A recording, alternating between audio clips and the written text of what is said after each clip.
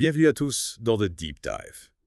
On plonge aujourd'hui dans le monde du marathon et plus précisément, on va se pencher sur le cas de Ruth Chepngetich. Ruth Chepngetich. Exactement.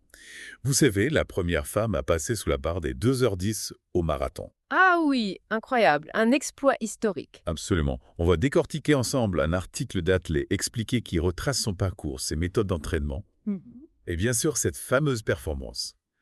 Ce qui m'a fasciné dès le départ, c'est son parcours atypique. Elle a commencé la course à pied assez tard. Ah bon? Oui, à 22 ans, et elle était déjà maman. C'est assez rare dans le monde de l'athlétisme professionnel, non? Oui, c'est vrai. On imagine le défi. Et ce qui est encore plus étonnant, c'est qu'elle s'entraîne en solo. Ah oui, Alors que la plupart des coureurs kenyans, vous savez, ils s'entraînent en groupe à Eldoret. c'est la tradition. Exactement. C'est une véritable institution au Kenya. Mais Chepngetich, elle a choisi de faire cavalier seule. L'article mentionne qu'elle s'entraîne entre 180 et 200 km par semaine. Waouh, C'est énorme. C'est comme courir un marathon presque tous les 2 jours. incroyable. Quelle endurance. Et malgré cette approche solitaire, elle a rapidement gravi les échelons. Oui, l'article part de sa victoire au semi-marathon de Paris en 2017. Ah oui, je me souviens. Une performance remarquable. Exactement. Et puis il y a eu sa médaille d'argent au championnat du monde de semi-marathon en 2018. C'était des signes avant-coureurs de son potentiel. Tout à fait. Mhm. On sentait qu'elle était capable de grandes choses. Et elle a confirmé tout ça sur marathon, d'abord avec sa victoire à Dubaï en 2019, Ah oui, Dubaï. où elle réalise le 3e meilleur temps de l'histoire. Impressionnant. Et n'oublions pas sa victoire au championnat du monde à Doha à la même année, dans des conditions extrêmes. C'est vrai, chaleur et humidité. Un vrai défi. Mais bien sûr, le moment le plus marquant en sa carrière, c'est ce marathon de Chicago en 2024. Ah oui, Chicago 2024, la course qui l'a fait entrer dans l'histoire. Exactement. L'article décrit sa préparation minutieuse avant la course. Toujours ses 180 à 200 km par semaine. Une machine. Et le jour J, elle a tout simplement survolé la course. Dès le départ, elle a pris les devants. Ses temps de passage étaient hallucinants. 1h48 à mi-course, puis 1h32 terrain au 30e kilomètre. Impressionnant. Une vraie démonstration de force. Et au final, elle franchit la ligne d'arrivée en 2h09,56. Incroyable. Près de 2 minutes de moins que le précédent record du monde. Un bond en avant monumental pour le marathon féminin. Oui, c'est une nouvelle ère qui s'ouvre. C'est une performance qui change la donne. On se rapproche des temps des hommes, ça ouvre des perspectives incroyables. Exactement. L'article parle même d'experts qui pensent qu'un marathon féminin en moins de 2h05, c'est envisageable dans les prochaines décennies. Waouh! Ce serait une révolution. Imaginez un peu. Et cette progression, elle est due en partie aux avancées technologiques, non? Ah oui, les fameuses chaussures à plaques de carbone. On en entend beaucoup parler. Exactement.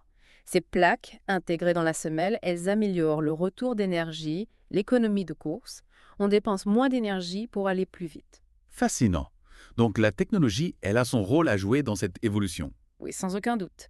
Mais il ne faut pas oublier le facteur humain. La détermination de Chepngetich, sa capacité à s'entraîner seul, loin de tout. C'est vrai. Ça montre une force mentale exceptionnelle. L'article mentionne d'ailleurs des réactions d'autres athlètes. Ellen Obery, double championne du monde du 5000 mètres. Ah oui, Devens, elle dit que Chepngetich, je cite, montre la voie, que rien n'est impossible. ça me fait l'hommage. Oui, très inspirant. Et ça nous amène à une réflexion plus large sur l'avenir du marathon. Est-ce qu'on va assister à une accélération des records dans les années à venir? Est-ce qu'on va repousser encore les limites du corps humain? Bonne question. Difficile de répondre avec certitude. C'est vrai. Mais l'exploit de Chepngetich nous montre que le potentiel humain est immense. Tout à fait. Et il y a aussi la dimension mentale dont on parlait tout à l'heure. Est-ce qu'on a vraiment conscience du potentiel du cerveau humain pour repousser les limites physiques? C'est une question fascinante. On sait que le mental joue un rôle crucial dans la performance. Oui. Mais jusqu'où peut-on aller? Imaginez les progrès qu'on pourrait faire si on comprenait mieux comment exploiter cette puissance mentale.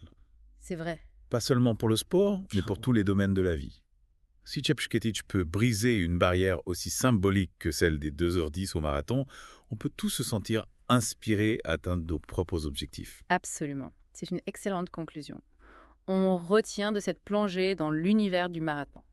Un record historique, une athlète exceptionnelle et une source d'inspiration pour tous. Exactement. Et avant de conclure, j'aimerais revenir sur un point qui me fascine. Le choix de Chepngetich de s'entraîner en solo. Ah oui, c'est vrai. Alors que la plupart des coureurs kenyans privilégient l'entraînement en groupe, elle a choisi une voie solitaire. Pourquoi, d'après vous? L'article évoque brièvement son désir d'indépendance, son besoin de se concentrer sur ses propres sensations. Hmm, Elle semble avoir une confiance absolue en ses capacités et en son programme d'entraînement. C'est une approche très personnelle, qui demande une grande force de caractère. Oui, c'est vrai. Et on peut se demander si cette solitude a contribué à son succès. C'est possible. Loin des distractions, des comparaisons, elle a pu se concentrer pleinement sur son objectif. C'est une hypothèse intéressante. Oui, Et ça montre que chaque athlète a sa propre recette du succès. tout à fait. Il n'y a pas de formule magique. Il faut trouver ce qui fonctionne pour soi. Exactement. Et ça nous amène à une question pour nos auditeurs. Selon vous, quel est le secret de la réussite de Šepnětić? Son entraînement solitaire, sa force mentale, ou peut-être une combinaison des deux? N'hésitez pas à partager vos réflexions avec nous. Oui, c'est une question intéressante, ça. Et au-delà de l'entraînement, il y a aussi l'impact de sa performance sur le marathon féminin en général. Ah, c'est clair. Elle a vraiment ouvert une brèche. Carrément. Montrer que les barrières qu'on pensait infranchissables peuvent tomber. On est peut-être à l'aube d'une nouvelle ère pour le marathon féminin. Oui, avec des records encore plus impressionnants. Exactement. Et puis, imaginez l'impact sur les jeunes générations de coureuses. Ah, ça c'est sûr. Voir une femme accomplir un tel exploit, ça peut donner des ailes, Carrément, ouais. inspirer des vocations. On peut imaginer des jeunes filles partout dans le monde se dire « si elle l'a fait, pourquoi pas moi ?» Exactement. C'est la magie du sport. Mhm, La capacité à transcender les frontières, inspirer les rêves. tout à fait. Et puis au-delà du sport, on peut se demander quelles leçons tirer de son histoire. Oui, c'est vrai. On a parlé de sa détermination, de son indépendance, sa capacité à se fixer des objectifs ambitieux et à tout faire pour les atteindre. C'est des qualités qui peuvent inspirer dans tous les domaines de la vie. Ah oui, complètement. Que ce soit nos carrières, nos projets personnels, nos relations. On peut tous apprendre de sa force mentale, de sa persévérance. C'est un message universel qui va bien au-delà du sport. C'est une belle conclusion.